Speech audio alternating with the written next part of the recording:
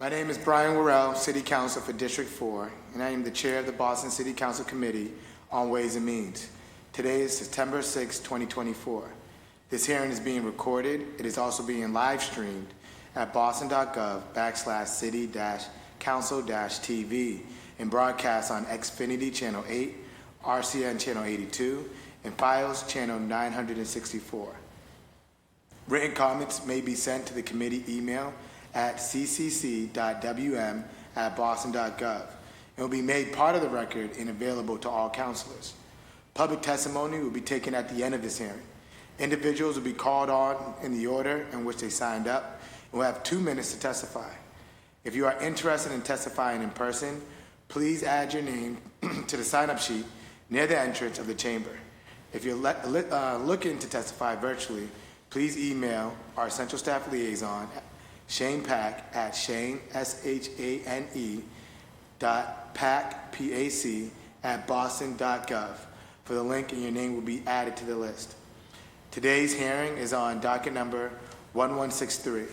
Message in order for your approval in order to reduce the FY25 appropriation for the reserve for collective bargaining by $187,373 to provide funding for the Boston Police Department for the FY25 increases contained within the collective bargaining agreement between the City of Boston and the Boston Police School Traffic Supervisors Association, Incorporated. Docket number 1164. Message in order for a supplemental appropriation order for the Boston Police Department for FY25 in the amount of $187,373 to cover the FY25 cost items contained within the collective bargaining agreements between the City of Boston and the Boston Police School Traffic Supervisors Association, Incorporated. The terms of the contract are September 1st, 2023 through August 31st, 2027. The major provisions of the contract includes a base wage increase of 2% to be given in September of each year of the contract term and flat amounts of $200, $200, $275, and $350 to be added to annual salaries in January of each fiscal year. These matters were sponsored by Mayor Michelle Wu and were referred to the committee on August 7, 2024. I have received a letter of absence from Council President Louis Jen and Council Finance Anderson. I've also been joined by my council colleague, Councilor Weber. Today, panelists consist of, from the administration, we have Director of the Budget, Director Williamson, Director of Labor from the City of Boston, Director Bushy, and Labor Relations Director BPD, Director Wilton. The floor is now yours. Thank you, Chair Worrell and Councilor Weber. My name is Jim Williamson. I'm the Budget Director here at the City of Boston. Me and myself and my colleagues are here to talk about, provide information about the Boston Police School Traffic Supervisors Association and its impact on the city's budget. I'm here to address the 2 appropriation orders that are before you and the transactions they represent.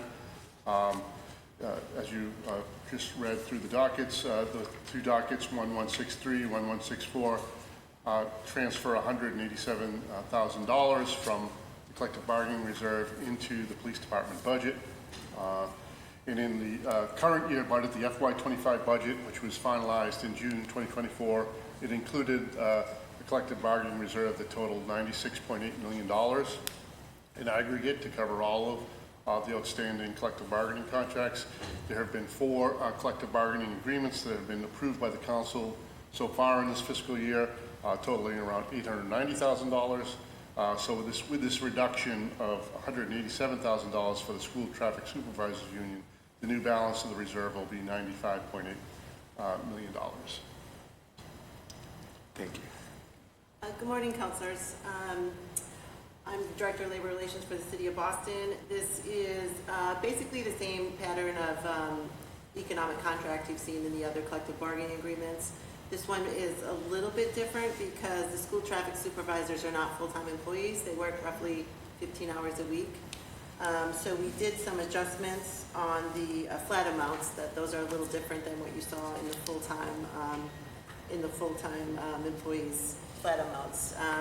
These, however, these are lower paid employees, and, we're pleased to say that by including these flats amount, it did give them greater increases. They range from 20% at the first step for 4 years to about 15% at the higher steps for the 4 years of the contract. It's about 3.7% per year for the employees in this group.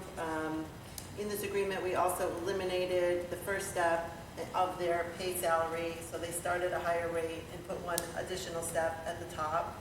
So that also, improved also improved their pay. We offered them sick time during their probation and the city's bereavement leave as well as part of this agreement. We think it's a positive step for this group and urge the council to pass it. Thank you. Good morning, Councilor. John Wilton, Labor Counsel for BPD. It's a good contract. We think it's going to help us fill some of these vacancies that we have for this unit in particular. I know the union supports this contract, and so the police department respectfully asks that the council pass it. Thank you. Just want to acknowledge that we've also been joined by my council colleague, Council Fitzgerald. Now I'll turn it over to my colleagues for questions. Council Weber, the floor is yours. Thank you, Chair. I don't know if you addressed this at the beginning. So you talked about vacancies. I guess, do we know how many schools don't have crossing guards, or how many crossing guards we have total? Can you just give me that? Yes, we have 52 vacant positions and 153 filled positions, 205 total. And do you know, what was the number last year? Do you know, is that the number of vacancies going up or down? I believe it went up very slightly, I think 1 or 2. But after this contract, or if this council funds this contract, we are going to, we've already had some graphics made for posters and pamphlets for recruitment purposes, and we're hoping to participate in a job fair with the City of Boston. Okay.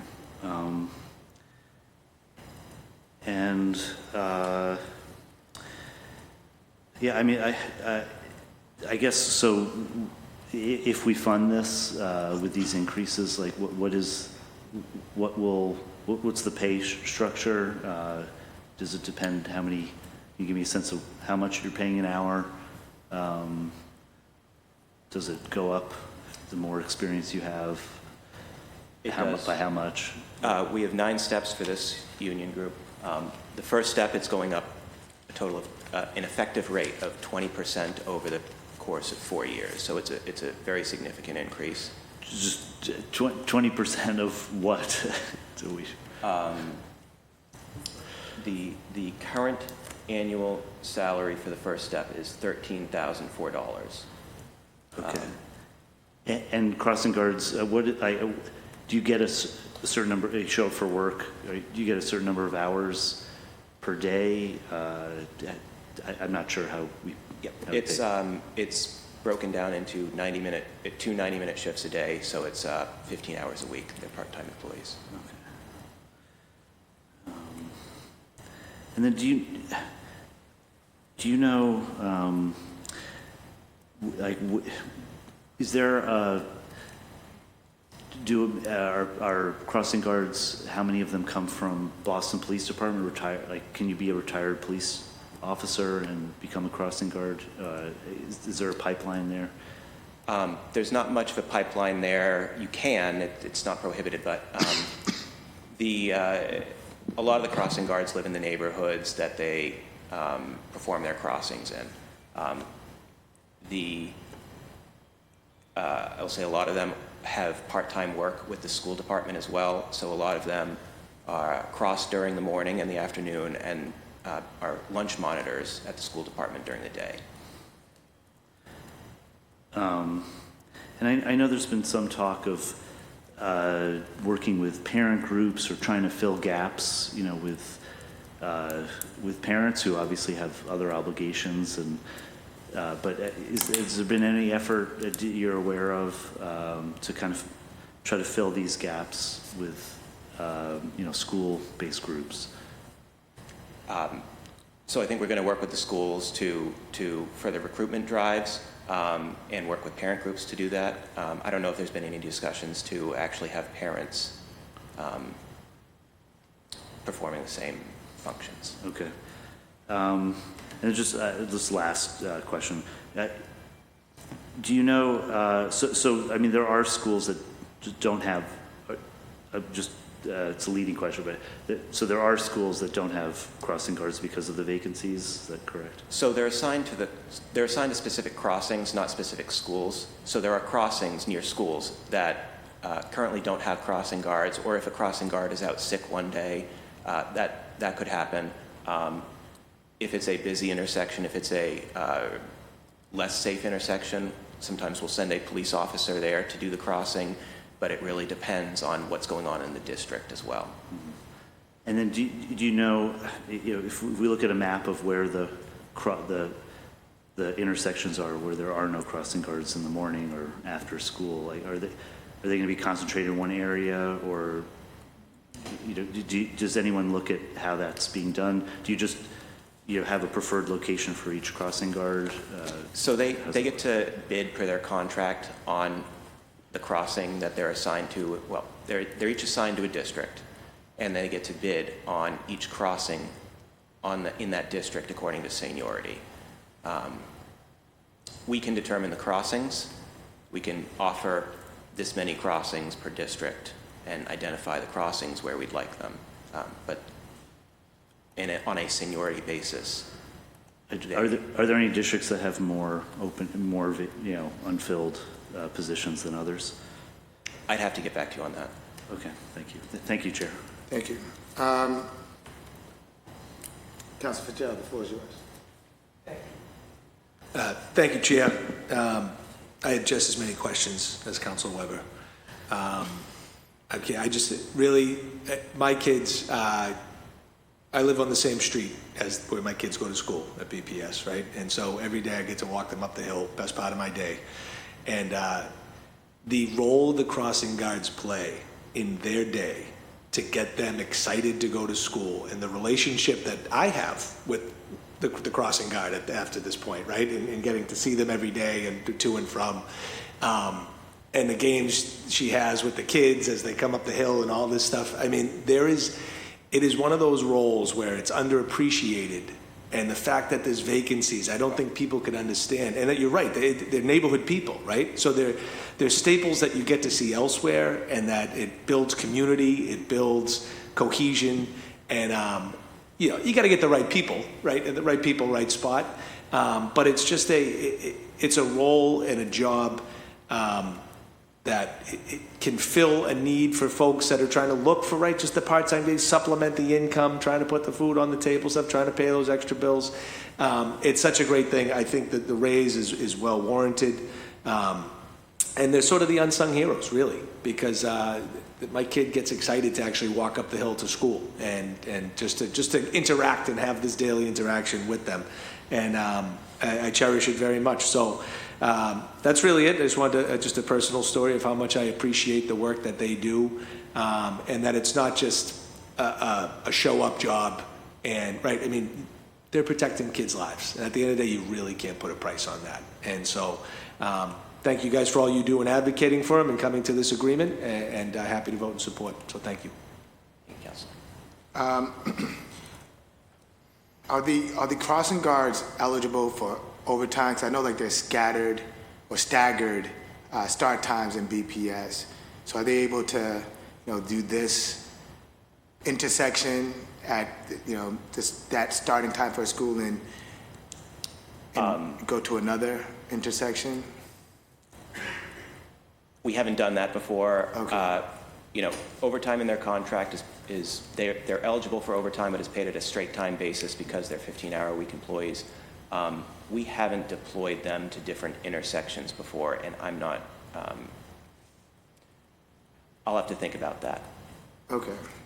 Yeah, I'm just thinking of the intersection that probably doesn't, like year after year, if there's an intersection that does not get covered just because it's based on, a bidding and seniority, if, there's a way to kind of make sure that we find a way to address those intersections that have gone uncovered for a few years. The other question I have is, does the bidding for each intersection change during the year? I know that happens with bus drivers, where a senior bus driver could take over a bus route a month or two in. So does that part change? Only if they transfer districts.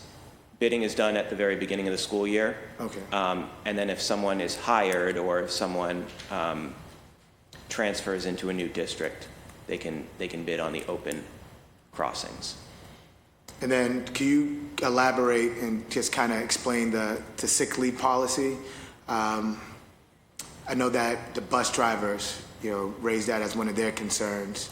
So would love to hear the sick leave policy for this contract. So they accrue 1 day a month of sick leave, and they can use their sick leave in accordance with the City of Boston attendance policy. Okay. Also want to acknowledge that we've been joined by Councilor Flynn.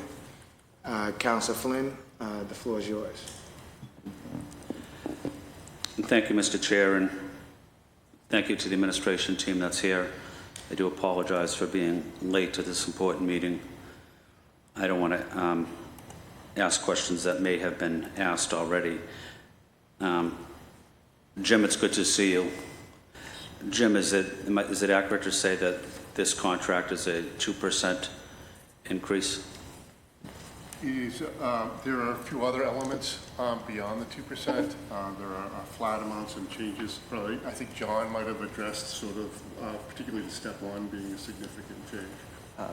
Yes, Councillor, it's a 2%, but it's combined with the flats. And effectively, it addresses the lowest paid of this group, the first step, at a 20%, over 20% over the course of 4 years. Is 2% the best the city could offer? I mean, for per year, it's about 3.7 for this group, 3.7%. Oh, it's not 2%? No. So including the flat amounts and the step changes we made, averages to like 3.7? About 3.7, an effective increase. But the base wage increase is 2%, is that right? I mean, the 200 goes into their base, so Right. I guess I would say that's not right. It's 3.7 into their base. Okay, I think on the committee hearing notice there was a misprint then. Well, there's 2% is the percentage part, but there's a flat that goes in as well, so that just might have been unclear. Okay, and those flat amounts are what, $200 and $275 or $350 to be added each January? Okay. Any language at all in there about if a member of the union is a veteran, is there anything, language in there about support for veterans? Did we had anything, the last round they did the military leave, is that right? We have the military leave policy, but that addresses active military and uniformed service, but I don't know if there's anything that addresses veterans. Okay.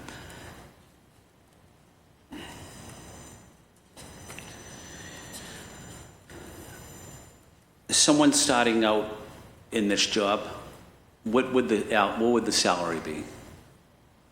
The starting salary? If this council passes it, the new starting salary is going to be $13,460 annually. That's based on 9 months of work. If they opt for summer work, it augments that. And again, they work 15 hours a day, so or 15 hours per week, part-time employees. Okay. Are they subject to residency? They are, yes, sir.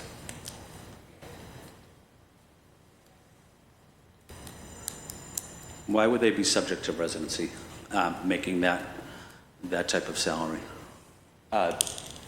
the residency ordinance subjects everyone to residency, every city employee to residency. Particularly, as Councilor Fitzgerald said, that this is a very neighborhood-centric, you know, they're part of the neighborhood, they become part of the place where the kids go to school and the families that are going there. So, I mean, I think it is, you know, obviously costly, but there are some real benefits, I think, with this group to being like part of the neighborhood that they're crossing. Okay.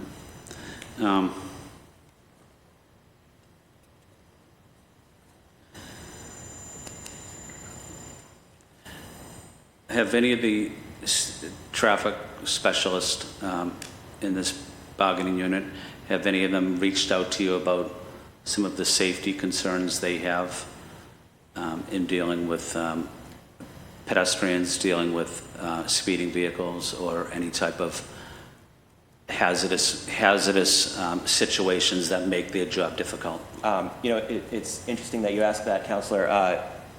A couple weeks ago, we did have a school traffic supervisor reach out because there was a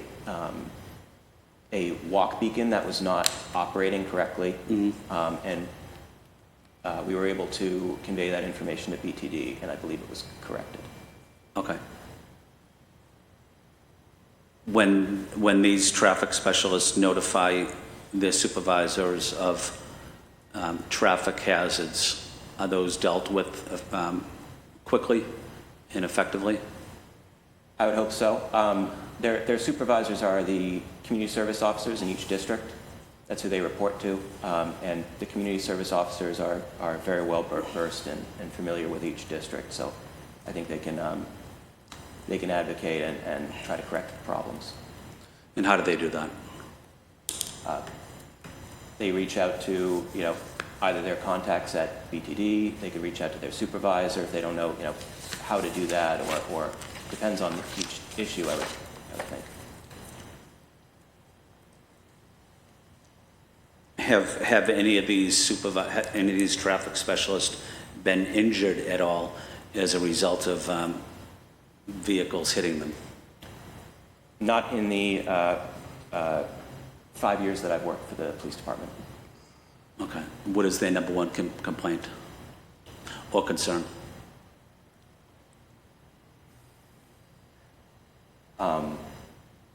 And they must have concerns making that type of salary. Yeah, I think they're probably number one concern that I've heard is the compensation.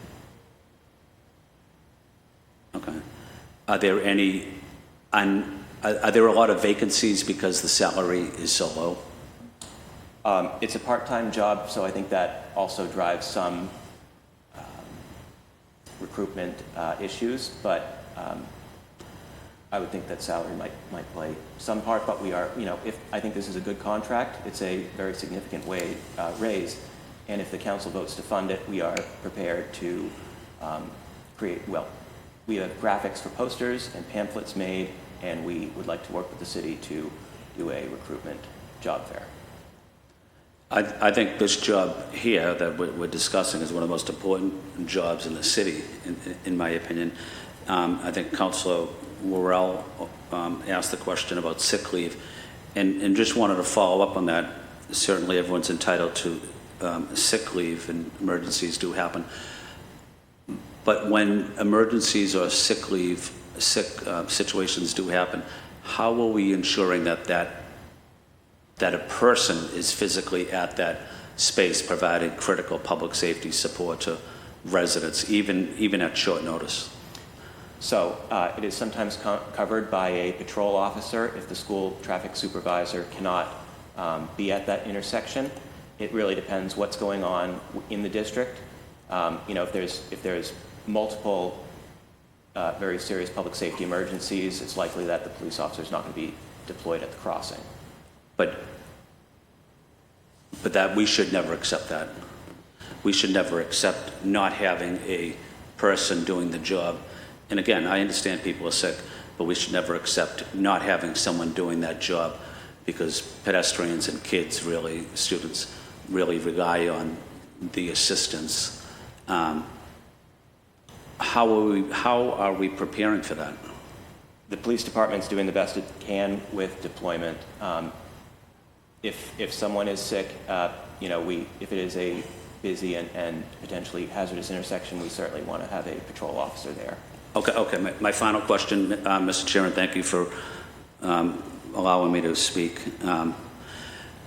Through the chair, but could I get a list of how many times vacancies or shifts were not manned for the period of time, whether it's in the morning or the afternoon, maybe over the last 12 months, last year, just so that I know what we're dealing with. Because if I hear that, you know, that 20% of the time the shift remains unoccupied, that means we have a challenge, we have a problem. If it's 1 or 2%, we can deal with that. But if it's a significant percentage, I'd like to know about that through the chair. Yep. We can get you that information. Thank you, Mr. Chair. Thank you. And to that line of questioning, we have 205 total positions. Is that equivalent to the amount of intersections we're supposed to be covering? Those are the positions allocated to us. Okay. So how many intersections are we supposed to be covering then? I honestly couldn't tell you, Counselor. You know, these are the positions allocated to us, and we try to deploy as best we can. We try to identify which crossings near schools are needed to have a school traffic supervisor posted there.